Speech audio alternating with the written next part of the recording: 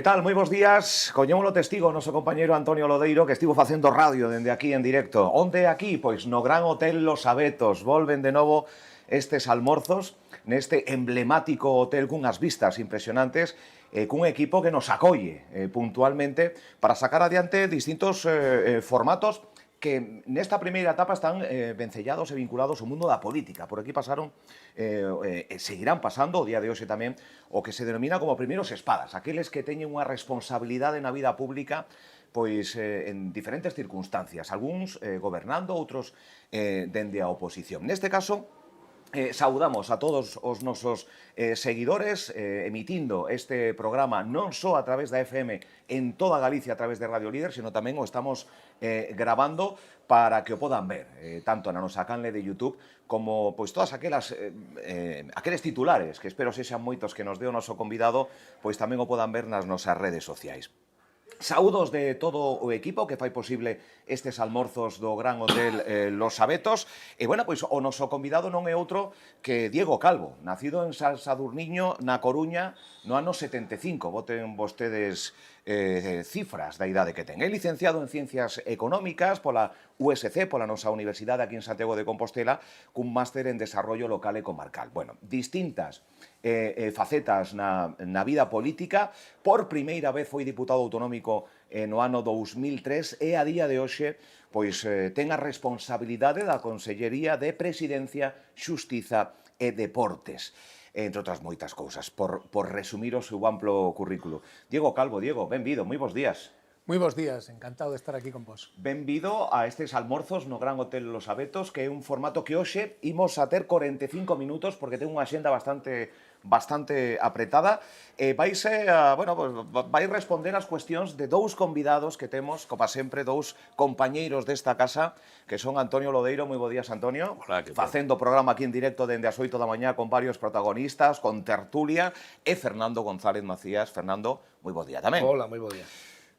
Todos listos, preparados, sí, distintos temas, supoño que Fernando e Antonio, preparando un pouco este programa, distintos temas que algúns, polo tempo que temos, 45 e non hora e cuarto que tiñamos intención por cuestións, insisto, de axenda, pois imos ter que sacrificar algún.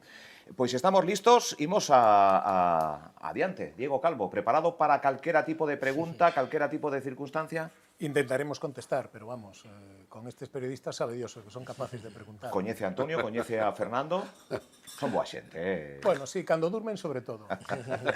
Pois nada, comenzamos este tempo de actualidade, porque non deixa de ser un formato de actualidade para coñecer en primeira persoa pois a cuestión, as cuestións que imos dilucidar aquí. Por certo, está entrando o equipo do Gran Hotel Los Abetos facendo, pois eso, un pouco de honor. O formato que temos son os almorzos do Gran Hotel Los Abetos e imos almorzar, pois moitísimas grazas, o equipo do Gran Hotel Los Abetos por prepararnos este atreso, que non é atreso, podese degustar e durante a entrevista podemos disfrutar deste almorzo. Graciñas a Manuela, a directora deste Gran Hotel Los Abetos, por acollernos e por tratarnos tan ben. Agora sí, penso que agora sí era o matiz que facía falta para poñer adiante o Gran Hotel Los Abetos este tempo de almorzos. Quen comeza? Fernando, Antonio, Antonio, Fernando. Fernando, adiante. Bos días, Diego. Diego Calvo é unha persoa relativamente nova, pero ten unha longuísima trayectoria que aquí xa se comentou na política. E eu a primeira pregunta que lle quero facer é sobre os cambios que ten, digamos, observado nesta situación política, refírome a de Galicia. Recordábase agora que vostede empezou sendo deputado no 2003, estamos no 2026, fixeste a cantidad de anos que pasaron, e o clima político do país, desde a súa perspectiva, cambiou moito neste tempo? Para ben? Para mal? Bueno, pois a verdade é que, se se bota a vista atrás, foron moitas as circunstancias distintas, non? Pero eu creo que habría que diferenciar, na miña opinión, non? En Galicia, eu recordo aquelas primeiras tertulias que empecé en Radio Líder, fai xa esos anos, e recordo pois tertulias que máis ou menos podían ser duras, pero que existía un certo respeto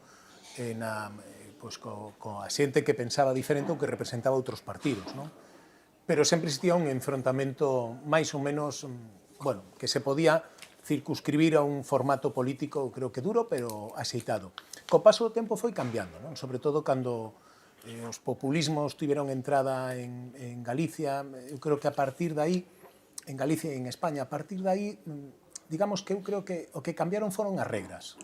Cambiaron un pouco as regras no que había máis, digamos que se permitía máis ou se permitían máis formas ou non sei como decilo, actuacións que ata ese momento ninguén as puxera enriba da mesa ou ninguén as levaba a cabo, non? E eu creo que temos a sorte en Galicia de ter un ambiente un pouco máis tranquilo que o que hai, por exemplo, no Congreso dos Deputados, non? Porque en Galicia, lóxicamente, existen puntos de vista distintos, ás veces podemos estar máis ou menos acertados, é certo todos, pero creo que se o comparamos co Parlamento Nacional, eu creo que hai unha diferencia, non? E deso podemos estar orgullosos, eu creo que todos os galegos, que é unha cousa de todos, non? Inda que ás veces nos podamos equivocar, repito que seguro que o facemos todos. Vamos a intentar ampliar un pouco máis o foco falando de política.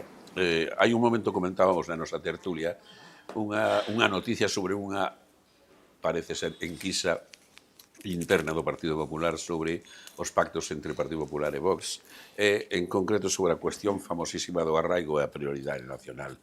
E un dato que publica esta mañá revelador é que non somente os electorados o electorado do Partido Popular aproba comparte a medida, senón que un 40% dos votantes do Partido Socialista tamén parece que aproban a medida. Ben, desde un territorio con peculiaridade singular políticamente con respecto ao resto de España como Galicia, como se contemplan esos pactos entre Partido Popular e Vox? Bueno, creo que este tipo de pactos teñen máis repercusión na esquerda que no que pode ser en algúns dirixentes da esquerda que no que pode ser na poboación, non? Eu creo que dende hai moito tempo, moitos meses, non sei se decir moitos anos, está asumido que para poder gobernar nalgúns sitios vas a ter que facer un pacto, non? E así como a esquerda é capaz de poder pactar con quen sea, con independencia da súa trayectoria, con independencia dos seus postulados, con independencia das persoas, poden facelo, porque polo ben do país, parece que o grupo do centro-dereita non pode pactar, porque senón é digamos que un atentado contra non sei que. Eu creo que iso asiente nas sucesivas eleccións que houbo, tanto en distintas comunidades autónomas, deixou claro que iso non era verdade, non? E eu creo que está moito máis superado. Aínda así, o podemos decir dentro dunha comunidade autónoma onde a única representación do centro-dereita ostenta o Partido Popular, non? Bueno, pois porque Galicia probablemente sexa unha comunidade tranquila. Eu creo que en xeral somos unha comunidade tranquila, que non nos gusta a sobreactuación e que sabemos moi ben que queremos tranquilidade e xente con sentidiño, que decimos tantas veces, para poder gobernar. Por lo tanto, eu creo que o pacto entre PP e Vox está superado. Os únicos que lles interesa que non se supere ese pacto é a esquerda, que está facendo todo o ruido que pode. Superado quere decir asumido. Está superado e asumido, efectivamente. Van moitas eleccións desde as anteriores de Castela e León, as anteriores eleccións, non estas últimas, que tuveron que pactar en diferentes comunidades autónomas. É certo que Vox nun determinado momento consideraba que se tiña que ir dos gobernos, supoño que queda claro que foi por unha decisión de tacticismo político e non lle saiu ben, non? Creo que eso non ten ningún problema e os resultados nas distintas comunidades autónomas están en riba da mesa. Se me permite unha segunda, un matiz. Contemplanse desde o Partido Popular de Galicia a aparición na escena política a corto e medio plazo de Vox en Galicia?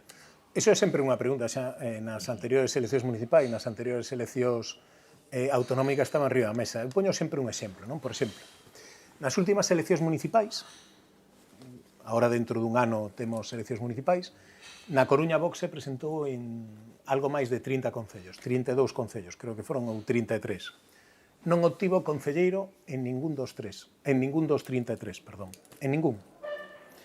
Coa metade dos votos fíxese, coa metade, non o 100%, coa metade dos votos de Vox en 3 partidos xudiciais, a Diputación estaría gobernada polo Partido Popular. Gracias á presentación de Vox en 33 concellos, a Diputación recaíu no PSOE e máis no Bloque. Polo tanto, quen é o maior interesado en que se presente Vox en Galicia? O Partido Socialista e o Bloque Nacionalista Galego. A partir de aí, cada un ten que facer as súas reflexións e medir moi ben que é o que vai a facer. Eu quería seguir no ámbito do análise, digamos, da trayectoria política de Diego Calvo e da sucesión de acontecementos na política galega. Me parece que xa nos esquecemos que aquí houve un presidente que foi Feijóo, que estuvo un montón de anos. Despois foi sustituído por Alfonso Rueda. Diego Calvo estivo nos dous gobernos. Que diferencia hai entre a forma de gobernar ou a forma de funcionar a Xunta, vamos a decirlo así mellor, con Feijóo e con Rueda? Si é que hai algunha. Bueno, creo que con calquer persona que ostente a presidencia adapta un pouco o seu funcionamento á súa personalidade e iso normal, non? Hasta aí podíamos chegar, non? Creo que son distintas personas, con as dúas falan moito cos conselleiros, están atentas a todas as necesidades e, sobre todo, o día a día do que ocurre en Galicia, pero son dúas personalidades distintas, non? Alfonso, a día de hoxe, pois unha persona moi cercana que está en todos os sitios, se achega a calquer lado. Eu creo que iso é unha gran fortaleza que ten, non? E a forma de relacionarse cos consellos e co territorio creo que é a que adecuada a día de hoxe e os resultados están enriba da mesa, non? Creo que iso é indiscutible. Feijóo era unha persona tamén quizáis menos cercana no trato personal, pero desde logo tamén que adicaba, igual que Alfonso, moitísimas horas a traballar, non? E eu sempre recordo naqueles anos querer moitas veces sair da sede, que nos queríamos ir ás 8 ou 9 da tarde, e non nos íbamos, non? Estábamos todos esperando, nos vamos, a ver, todos entre todos, quen se vai antes? Joder, que está o jefe aí. E, bueno, a ver se vai dunha vez, porque senón nos podemos ir o resto, non? Entón, bueno, eu creo que hai similitudes e diferencias, e as diferencias veñen propiciadas pola forma de ser de cada un deles. A moción de censura de Lugo, así, a un ano vista, ten un sentido? Si ten sentido ou non, eso debe de determinalo quen a vai a presentar e quen vai a ser xulgado polos electores dentro dun ano, non? O que pasa é que estamos asistindo estes días a esa doble vara de medir que ten a esquerda, non? Que considera que están por enriba de todos os demais e, así como en Noia, poden facer unha moción de censura con un tránsfuga do Partido Popular e non hai ningún tipo de problema, porque é legal e o permiten a lei e, polo tanto, hai que aceptalo e os demais temos que calar. No caso de Lugo, non aceptan as mismas reglas democráticas cando lles perxudica, neste caso, e poden perder unha alcaldía, non?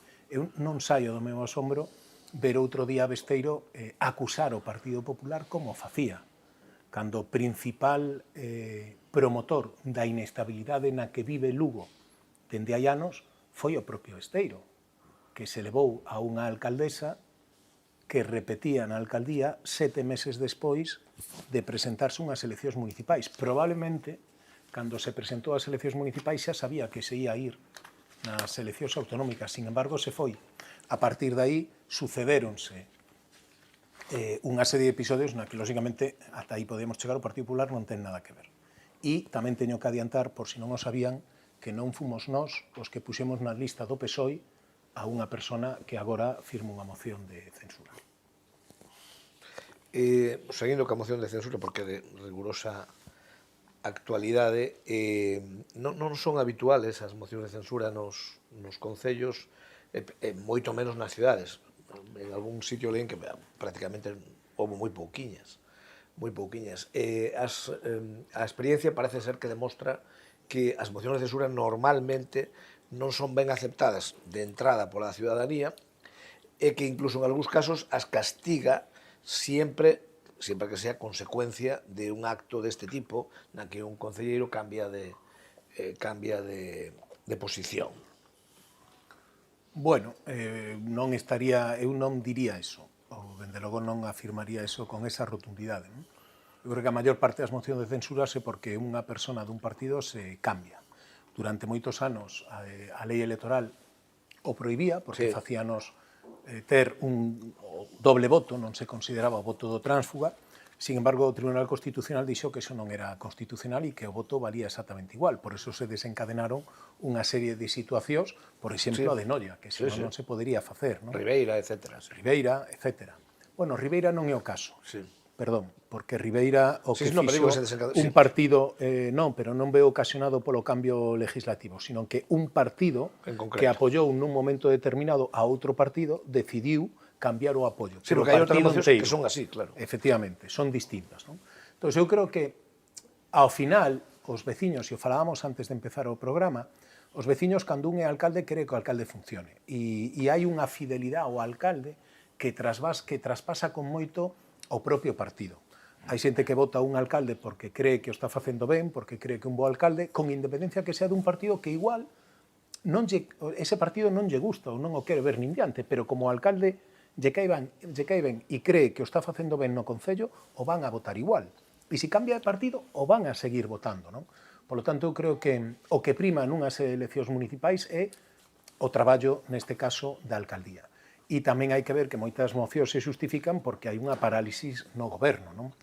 Cando hai moitos cambios, cando hai proxectos que non saen adiante, e temos moitos exemplos nos 313 concellos de Galicia de concellos que están paralizados ou os que non fai nada. Non quero decir moito, pero estamos nun que, en fin, que tampouco avanza moito. Sería justificable, lóxicamente, que en algún momento alguén se plantexara facer unha moción de censura. E non creo que neses casos a poboación castigase unha moción de censura, sino que eu creo que moitas veces, e isto ocurre en España, non? A mí me paran pola rúa moitas veces e me din, oye, que vades facer para quitar a Sánchez? Eu, que queres que fagamos? Podemos ir ali, invitalo, xa lle dixemos moitas veces, pero tedes que facer algo, e dicir, por que queres que... Os cidadáns moitas veces van por diante dos cambios, non? Lles gustaría que houvese algún instrumento para poñer fin a algunha situación. Sí, eu quería facer un comentario, máis que unha pregunta, non? De que eu teño moi clara a necesidade de que hai que reformar as normas de funcionamento, por chamarlle así, dos concellos, no sentido de que non se den situacións como se teñen dado, conocemos algunhas cercanas, caso de Ourense, onde durante un tempo o alcalde Jácome gobernou con 3 concelleiros, ou con 2, de 25, que creo que son. Ou casos nos que, efectivamente, un alcalde quedase solo porque perde a confianza do seu propio partido, pero como non hai posibilidade, porque non son capaces os partidos de poñerse de acordo para unha moción de censura, esa situación pode eternizarse hasta que haxa outras eleccións, porque hai que recordar que son as únicas eleccións nas que non hai capacidade de cambiar a data. Veñen dada, non? Eu sempre digo que nos Estados Unidos de América do Norte, o presidente é un tipo moi poderoso, pero non pode cambiar a fecha das eleccións. Sempre son o primeiro martes despois do primeiro lunes de noviembre. E por moi poderoso que sea, non pode cambiadas. Eu creo que a veces deberíamos plantearnos, non se fai, pero deberíamos plantearnos darlle unha volta ao funcionamento desde un punto de vista de correlación de forzas e de gobernabilidade nos concellos, porque non pode ser que un alcalde se poda, e algún caso houve na provincia de Coruña, na área metropolitana da Coruña, na que se quedou el solo hasta que se cansou, e tiña toda a oposición era todos menos el. Claro, eso, e non hai salida, porque, por desgracia, desde o meu punto de vista, en España temos instituída a moción de censura constructiva, é dicir, non podemos votar para votar a un alcalde, para sacalo do cargo, non, temos que poñer a outro, non podemos reiniciar o proceso. Efectivamente, bueno, pois esos son cousas que seguramente están pendentes, non? Que cando se legislaba nese sentido non se contemplaron algunhas situacións que despois ao longo do tempo te das conta que poden xurdir. Efectivamente, gracias a Dios non son moi habituais, pero cando hainas, dices que a xente moitas veces se sinte así un pouco cortada, non? É dicir, parece mentira que non podades facer nada. Non se pode facer nada. DC20, prácticamente a metade do tempo consumido. Parece que comezamos aí un par de minutos. Dou tempo a abordar algunhas dos temas de actualidade total, eses pactos PP-Vox en algunhas comunidades, tamén esa moción en Lugo. Estamos charlando con Diego Calvo, por se hai alguén que se incorpora agora mesmo. Antonio Lodeiro, Fernando González Macías, facéndolle cuestións. Antonio, por onde seguimos? Bueno, ahora vamos un pouco á materia de goberno do conselleiro. Ten unha consellería moi ampla e unha das cousas importantes que leva a súa consellería a mobilidade, o transporte, un elemento esencial para casi todo. Hai bastantes cuestións, pero vamos comenzar por unha cuestión importante. O AVE Vigo-Porto, que, polo que se ve, isto vai ser todavía máis lonxano e peor que o que acordome cando nas épocas de Abel Caballero como ministro de González, cando xa se falaba do AVE. E estamos falando de hai 40 anos e chegou 30 despois. Quero decir, ahora mismo, as últimas noticias que temos é que eso é as calendas grecas, vamos, sabe Dios, non? Sí, e a verdade é que o máis preocupante é que o goberno é incapaz de fixar un horizonte. Non? Todos somos conscientes de que hai determinadas obras que son complicadas, duras, longas, e todos aceptamos eso. Tamén somos conscientes de que ás veces algunhas cousas hai nas que prorrogar no tempo, poñela cando se pode facer. Calquer cidadán sería comprensivo con eso. O problema neste caso é que nos levan mentindo durante moito tempo. E cada vez que preguntamos sobre este asunto, te volven a mentir. Sabes que te están mentindo, eles son conscientes de que te están mentindo e non pasa absolutamente nada. Por eso é unha destas situacións que dices, pero que está pasando, non? Nos están dicindo no goberno de España que van a chegar no ano 2032 á fronteira con Portugal. Eso é mentira. É mentira e calquer persona que se sente medio minuto diante dun papel comproba que é mentira. Por qué? Porque estamos nos estudios informativos do primeiro tramo, que vai desde a cidade de Vigo ata o primeiro tramo que é a 10 kilómetros da fronteira. Ese é o primeiro tramo. Estamos no estudio informativo. Despois hai que redactar o proxecto, que leva moito tempo, unha declaración de impacto ambiental, redactar o proxecto, licitar o proxecto, construir o proxecto. E despois queda o seguinte tramo, que tamén se iniciou o estudio, no que hai que facer os mesmos trámites. E despois hai que facer unha ponte internacional entre dous países que se teñen que poñer de acordo a ambos lados do río para facer esa ponte e conectar coa súa infraestructura. E iso nos din que no ano 32 está feito. Non é verdade. 6 anos, sí. Imposible. Pero é imposible, ainda que tuviéramos os mellores inxenieros e os mellores empresas constructoras. Que é imposible, non? Por iso nós estamos denunciando que os prazos reais nos vamos ao 36, 38 e o goberno está empeñado en decir que mentimos e que non é certo.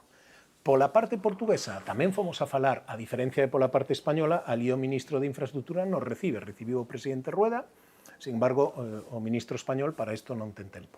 Está ocupado no Twitter facendo algunha frase inventiva destas. Entonces, fomos falar cos portugueses, lles preguntamos acerca desto e nos din que les consideran que no 32 ou no 33 van a chegar.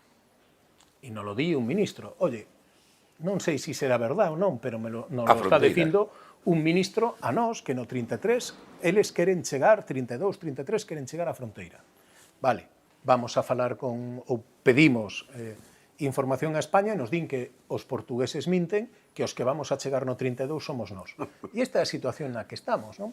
Podemos decilo máis alto, pero máis claro é difícil. E por moito que o decimos, bueno, pues hai algún alcalde que se empeña en decir que se vai encargar el de todo. Bueno, xa se encargou fai moitos anos. Xa falando de Portugal tamén, a situación dos aeroportos galegos... Sí, eso é que, efectivamente, é un tema que eu iba a sacar. Eu diría que basicamente crítica, Totalmente. A verdade é que en Galicia, eu creo que primeiro temos que analizar a situación que temos. Nós fomos críticos con AENA en moitas das actuacións que levaban a cabo, en como se trata ou as tasas ou o sistema que teñen de tasas para todos os aeroportos, é certo, pero tamén a hora de captarvos hai un localismo exacerbado que moitas veces nos leva a facer liortas que non teñen ningún sentido, non? Moitas veces os concellos queren conseguir novos destinos a base de sentarse cunha aerolínea pola súa conta e nós o que propuxemos despois de asistir a varias destas reunións de coordinación e comprobar que cada vez que alguén levantaba a mapa a decir algo, o resto, aínda antes de saber que iba a falar, xa se sentían agredidos, pois eu creo que o mellor é baixar un pouco o fuelle, non seguir botando gasolina cada vez que falamos, senón rebaixar. E é certo que para sentarte a negociar con unha aerolínea, aquí temos que ser realistas. Quen é o propietario dos aeroportos? AENA. Quen é o que pon as tasas nos aeroportos e os custes nos aeroportos? AENA. Quen é quen coñece a estrutura das empresas aeronáuticas, os avións cos que operan, si teñen a tripulación propia, os handling, quen ten toda esa información? AENA. Ben, pois eu si quero negociar cunha aerolínea para que opere en Galicia en calquera dos 3 aeroportos, o normal será ir acompañado por AENA, porque senón vamos a negociar cunha má atada na espalda, e isto non ten ningún sentido, porque AENA non só controla os custes de operar nos 3 aeroportos de Galicia, senón nos 40 aeroportos que hai en España e moitos aeroportos fora de España que tamén xestiona AENA. Por lo tanto, vamos a negociar con aerolíneas? Sí. Hai que tentar que veñan aquí? Sí. Con quen podemos ir a negociar? Con quen ten toda a infraestructura, quen vai poñer as tasas para operar no aeroporto, é normal que vaya no noso equipo. Se non vamos no mismo equipo, isto non ten sentido, non? E isto que propón a Xunta. Ademais, nos propoñemos que os voos teñen que ser estables ao longo do tempo. Non se trata de poñer un voo e estarlle pagando para que opere. Non ten sentido poñer un voo a Laponia e ter que poñer 1 millón de euros todos os anos para que un avión vaya de Laponia a Santiago, por decir algo. Non ten ningún sentido. Hai que poñer os voos a aqueles sitios onde haya demanda. Para estimular esa demanda, podemos facer algo? Pois nós creemos que sí. Levamos anos invertindo en promoción turística en todo o mundo, nos últimos anos en torno a 13 millóns de euros, e, oye, non somos responsables do 100% dos turistas que chegan a Galicia, pero o número de turistas estranxeiros que chega a Galicia nos últimos anos se incrementou moitísimo, e estou seguro que unha parte desa responsabilidade é da Xunta. Non vamos a entrar no porcentaxe para que ninguén se enfade. Por lo tanto, nós queremos fomentar a demanda, facer que os voos sexan estables e estamos dispostos a poñer unha cantidade de orzamento para axudar a fomentar esa demanda por cada voo novo. Si as cantidades que pon a Xunta, os concellos siguen colaborando e as deputacións siguen colaborando, e vamos os 3 con AENA, eu estou seguro que os 2 empezarán a chegar aos aeroportos. Estou completamente seguro, pero vayamos todos xuntos. Que un concello quere volar a non sei onde, vamos a axudalo. Claro, non me poñan un voo a Laponia, iso será un charter en Navidad para o que sea, non? Entón, hai que baixar o nivel de enfrentamento existente nos aeroportos, sobre todo nas cidades, hai que traballar conxuntamente e hai que traballar, sobre todo, para que veña, para ter máis voos e máis conexións, non? Eu creo que é fundamental. Máis temas? A AP9, non podemos pasar por alto ese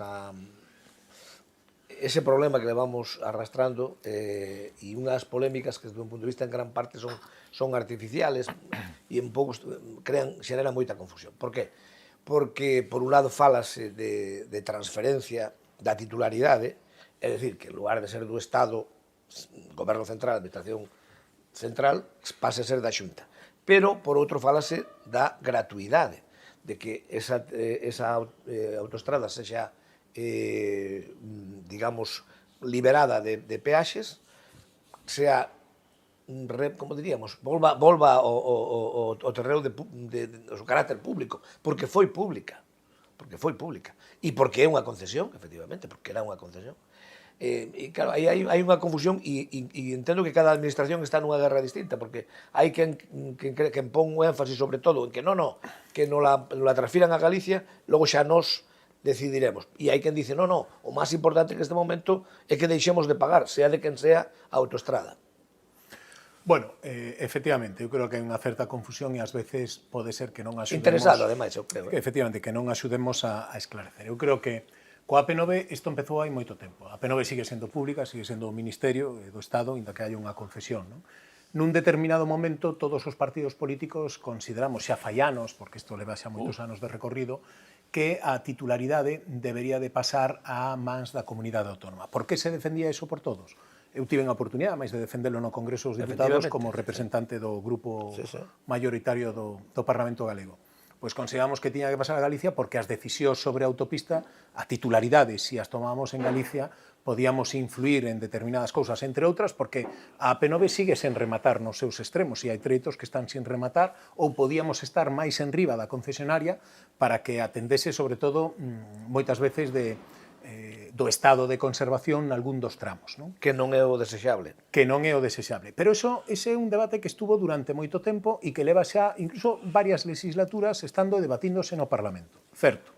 Nun momento determinado, a raíz da última concesión, da última ampliación da concesión, a Unión Europea, a instancias dunha serie de personas, duns organismos, abriu un expediente para investigar se a última concesión, a última ampliación da concesión era oportuna ou non era oportuna. Ben, O estaba ben feita ou non estaba ben feita. efectivamente, si estaba ben feita ou non estaba ben feita conforme haber ampliado o trazado.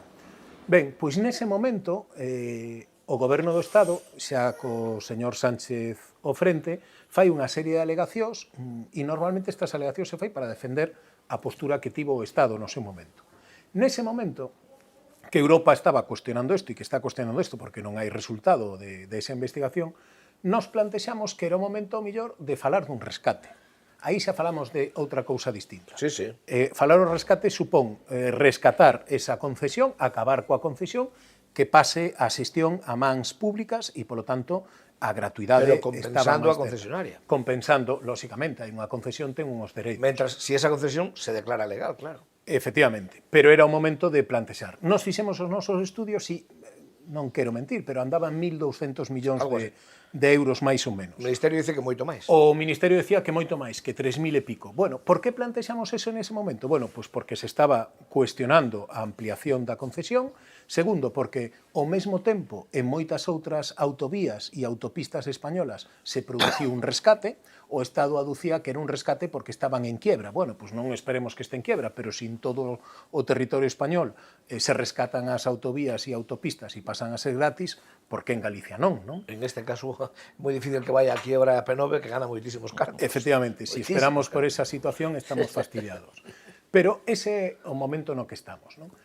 O que sí pasa é que lle pedimos ao Ministerio que nos compartira con nosotros cales eran as alegacións que lle trasladou a Unión Europea acerca da ampliación da concesión. Non para cuestionalas, porque, oye, xa que pasa polo noso territorio e somos o goberno aquí, temos competencias en mobilidade, queremos saber que é o que aducimos, non? E non o sabemos. E non o sabemos. E temos que ir ao xuzgado para pedirlle ao Estado, ao goberno, que nos diga que alegou a un proceso, a unha infraestructura que discurre íntegramente no noso territorio. Isto non ten sentido ningún, non? Por tanto, eu creo que estamos nun momento no que é plantexable, pódese decidir unha cousa ou outra, pero, dende logo, é plantexable recuperar esa concesión e, lóxicamente, facela gratuita. O que non ten sentido de todos os xeitos son os incrementos cada un de xaneiro que se producen na autopista. Aunque despois os compense o Estado, o Goberno, quero decir, subvencionando as peaxes. Bueno, a subvención que se establece despois nunca compensa a subida inicial. Que eso, se eu che subo un 10% me compensas un 2%, pois ao final me subiche un 8%. Non? E iso está tamén en feito, riba. cada vez é máis cara. Eso non teñades dúbida. Sí, efectivamente. Falando da P9, déxame mandar un saúdo a xente que este conducindo pola P9, especialmente. Queda a recta final, algo máis de 10 minutos, por se temos que facer outra criba xa na rectísima final dos temas para abordar con Diego Calvo. Adiante, Antonio. Pois vamos rápido. Unha ultimísima pincelada do tema do transporte. Acabamos de vivir unha folga de transporte interurbano na provincia de Coruña, durísima, que sacou, ademais, a flote pois a cantidad de problemas que hai, sobre todo no transporte interurbano, as áreas metropolitanas, que xa hai áreas metropolitanas en Galicia dun certo tamaño bastante respetable. Aí que se está, porque a Xunta aí non sei hasta que punto é árbitro, hasta que punto pode incidir cun enfrentamento cunha patronal especialmente dura tamén, etc. Bueno, lóxicamente a folga nos afectou e moito a todos, non? Sobre todo a moitas persoas que vían como sin ter ni idea, acudían á súa parada en Coruña foi un auténtico caos, brutal, brutal. Efectivamente, porque os servicios mínimos non se cumplían, non? Cada vez que hai unha folga, que é un dereito constitucional que se pode levar a cabo, faltaría máis, hai unhos servicios mínimos que tamén hai que cumplir. Pero nunca se cumple. Bueno, pois esos servicios mínimos se intentaban facer cumplir, non o que lles pedíamos ás empresas é que os cumplisen, non? E se non os podían cumplir porque había un piquete e non os deixaba salir, pois tiña que haber unha denuncia. Senón, lóxicamente, eses servicios mínimos non se pagan e se poden establecer sancións. Insistimos e puxemos dende a Xunta todos os medios necesarios para que esa negociación se levase a cabo e ao final, despois de un mes e pico, casi 2, creo recordar, fixeron a negociación, acordaron un novo convenio na Coruña e agora o estenderon fai pouco ao resto das outras 3 provincias. Non? É unha situación complicada e eu creo que, repito, hai un dereito a folga, nunca nos van a ver criticalo, pero tamén hai un dereito a ter os servicios mínimos e hai que respetalo. E tamén nos diriximos aos sindicatos nesa situación porque había algúns piquetes que se poñían nas saídas das cocheras das empresas e non deixaban sair. E isto repercutía non só no servicio escolar para os máis pequenos, sino para o resto da xente. Non? E aí é onde realmente se comprobou a importancia do servicio público de transportes, non? Porque efectivamente nos gestionamos no día a día moitísimas queixas de que un autobús vai cheo nas horas puntas ou que non hai as frecuencias suficientes, que decir, eso día a día da Consellería, da Dirección Xeral de Mobilidade. Lóxicamente hai unhos contratos, hai unhas frecuencias, multiplicamos o número de frecuencias e de líneas un montón e o resultado é que o número de viaxeiros nestes últimos 4 anos se incrementou máis de un 50%, non? Polo tanto, se está dando máis servicio. Agora ben, somos realistas, non? Cada vez que hai unha queixa ou que nos trasladan unha demanda por parte dun concello o intentamos implantar si podemos. Pero hai que pensar que os servicios de transportes tamén é unha concesión que se fai durante unhos anos, que o gaña unha empresa e o que ti lle pides no propio contrato que ten que ter, pois imagínate, 100 autobuses, 100 condutores e facer 1 millón de kilómetros ano, porque o tes establecido así. E a maiores hai un porcentaxe que podes, co que podes xogar e podes incrementar. Hai un momento que ten un límite. Si ten que contratar máis autobuses ou máis condutores, lógicamente está fora do contrato, non? E hai veces que ten encaixe e outras veces que xa non, que entón hai que renunciar ao contrato, volver a sacar unha concesión, como nos ten pasado neste caso, no caso do contrato do Barbanza, non? Está máis preto aquí de Santiago, pero tamén nos contratos do sur de Vigo ou nos contratos de Coruña con Lugo, non? Hai momentos nos que xa non dá máis. E, efectivamente, eu creo que o transporte está vivindo unha época dourada no sentido que cada vez máis xente cree que o transporte público ou demanda máis transporte público, hai que mellorar a calidade, pero non podemos perder de vista que o transporte ten unhas limitacións, non? Ás veces, cando escoitas alguén di que ás 8 na frecuencia das 8 da mañá ou das 3 da tarde o autobús estaba cheo e tuve que esperar polo seguinte. Claro, é que os autobuses non son flexibles e ti estipulas para unha demanda, pero non podes ter varios autobuses parados para que na frecuencia das 8 en vez de 3 pasen 7, porque non dá, o contrato non dá, non? Iso é imposible. Igual que che pasa no metro, que cando vas a horas punta no metro, hai veces que chegas e non podes entrar e tes que esperar a seguinte frecuencia. Recta finalísima, compañeiros. Diego Calvo, unha última cuestión. Antonio, algún último tema? Bueno, falamos un pouco de seguridade, que é unha das competencias da súa consellería, ben certo que relativamente limitadas, pero, bueno, hai asuntos como a Policía Local ou a Policía Autonómica que dependen da súa consellería. Cal é o nivel de seguridade en Galicia?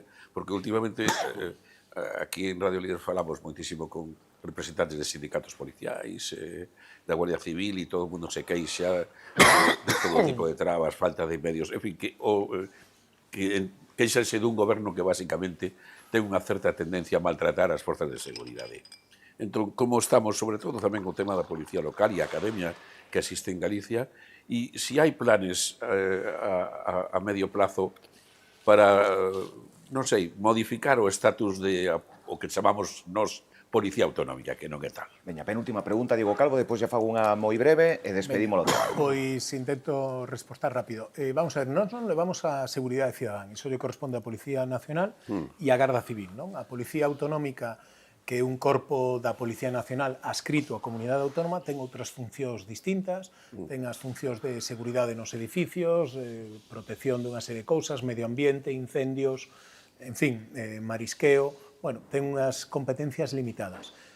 Nós estábamos contentos con este modelo e estamos contentos con este modelo, o que pasa que nunha plantilla que podían ser de 500 profesionais temos a día de hoxe 335 e iso nos dificulta seguir prestando as mesmas funcións con cada vez menos asientes, non? Por iso lle pedimos, levamos 2 anos con reunións co Ministerio para que atenda e que nos conceda máis policías nacionais. Como quere cambiar as condicións económicas desta colaboración, nos queixamos, non? E decimos que iso non é de recibo nin é xusto. E o que nos está obrigando é a tomar decisións de non prestar determinados servicios que non son competencia nosa, que en un momento determinado decidimos prestalos porque había unha necesidade social e tiñamos efectivos e os prestamos. Pero no momento en que os nosos efectivos non sexan suficientes para prestalos coa garantía ou coa calidade suficiente, vamos a deixar de facelo. E iso yo temos advertido ao Ministerio, non? E coa Policía Local, nos a través da Academia Galega de Seguridade, o que facemos é que todos os procesos selectivos e de formación da Policía Local de Galicia ofrecemos ao Concello levala nós para que sea uniforme, para que sexa para todos igual, e a día de hoxe o 80% dos concellos que teñen corpos de Policía Local fan a súa selección a través da Academia e a formación a través da Está nosa funcionando o modelo. Academia. Home, está funcionando porque son todos, as grandes cidades todos fan a selección e todo isto a través da GAS, non? Que de algún concello pequeno que normalmente non suele variar moito a súa plantilla, non? Eu creo que nese sentido estamos contentos. E hai unha reclamación de cara ao Ministerio, pero non é nosa, é dos sindicatos e eu creo que de todos, de que necesitamos máis efectivos da Policía Nacional e da Garda Civil, non? A día de hoxe o Ministerio sempre contesta dicindo que a plantilla está cuberta e nunca houve máis. Bueno, o que pasa que a día de hoxe hai moitos Garda Civis e Policías Nacionais que fan traballo administrativo nas comisarías cando deberían estar facendo outras funcións, non? E a proba está en que hai moitas zonas do territorio que adolecen da presencia das forzas e corpos de seguridade do Estado. E os que están, a verdade é que fan un traballo moi bo e eu teño trasladado tanto ao comisario xefe da Policía Nacional como o xeneral xefe da zona. Estamos moi contentos co seu traballo, pero somos conscientes da limitación do personal que teñen.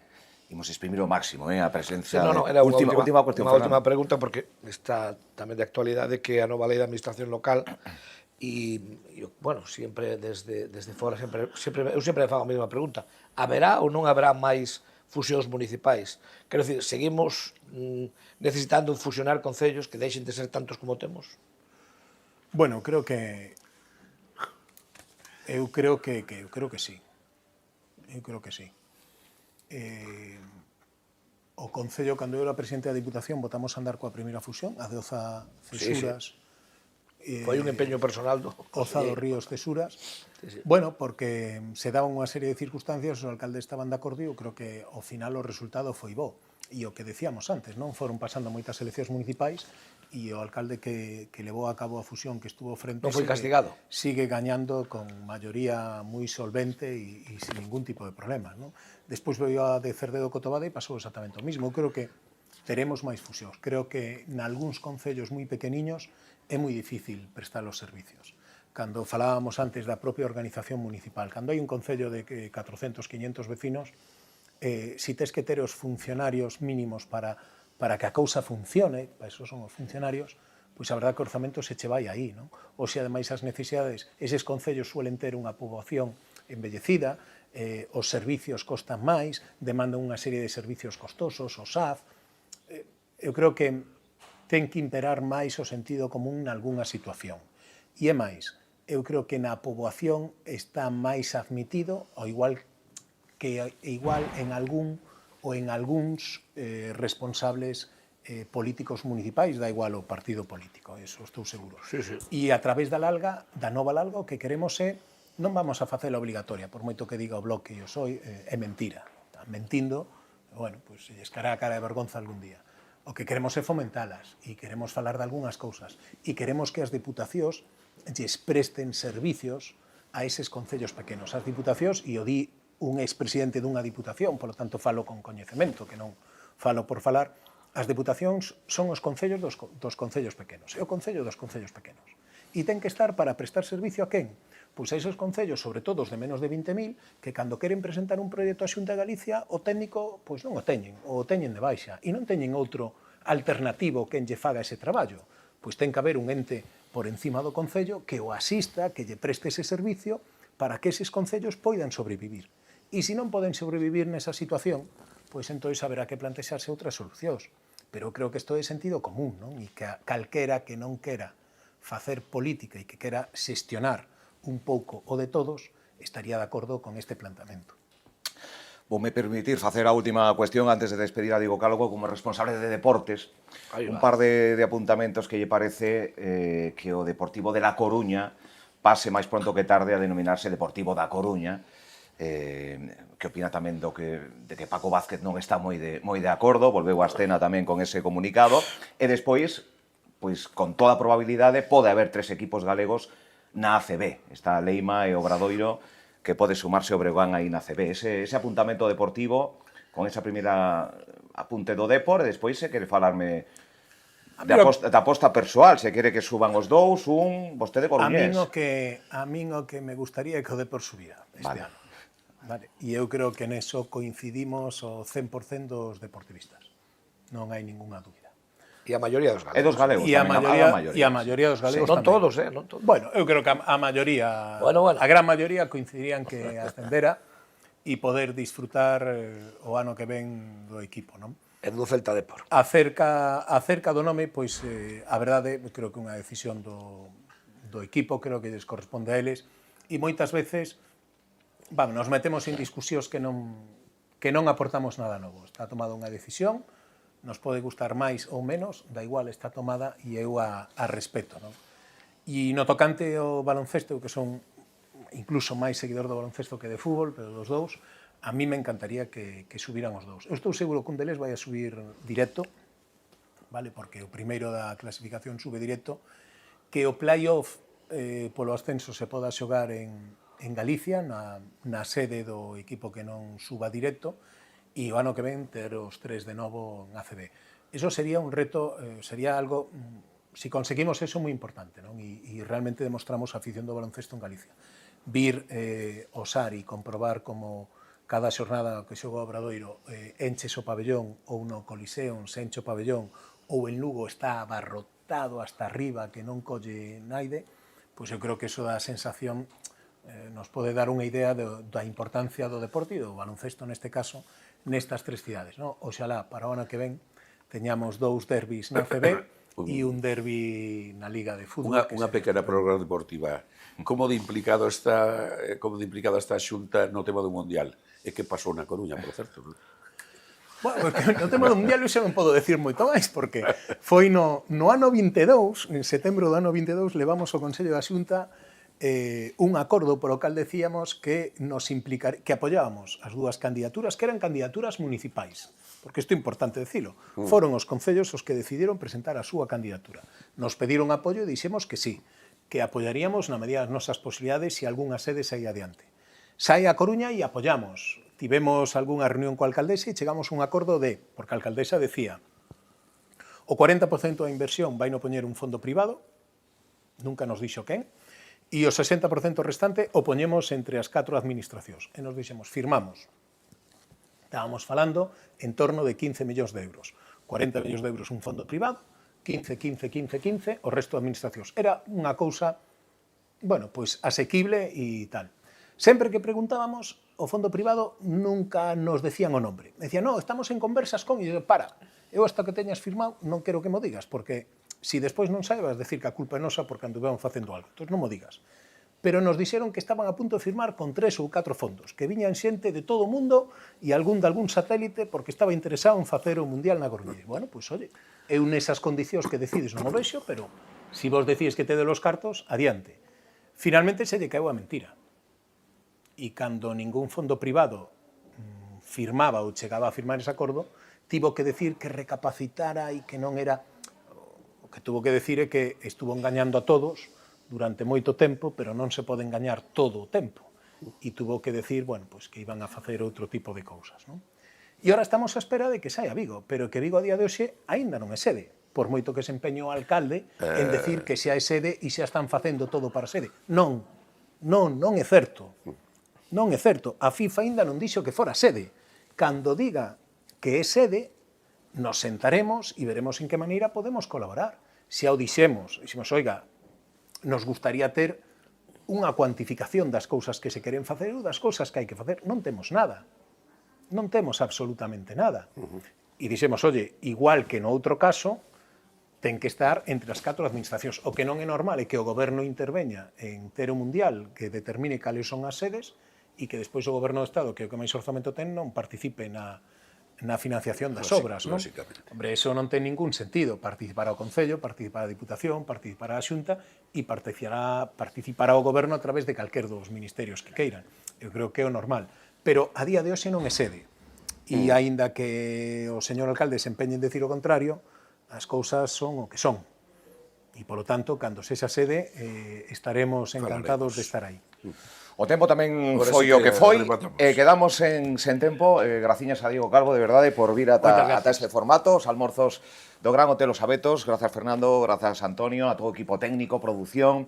Poden volver a botar unha ollada se queren a esta entrevista que les están escoitando en directo en formato vídeo podcast, o colgaremos na canle de YouTube. O máis reseñable, que foron moitos os aspectos que podemos extrapolar tamén para as nosas redes sociais. Ata a próxima, saúdos, que pasen un bo día, saúdos dende Compostela, saúdos dende o Gran Hotel Los Abetos. Ata a próxima.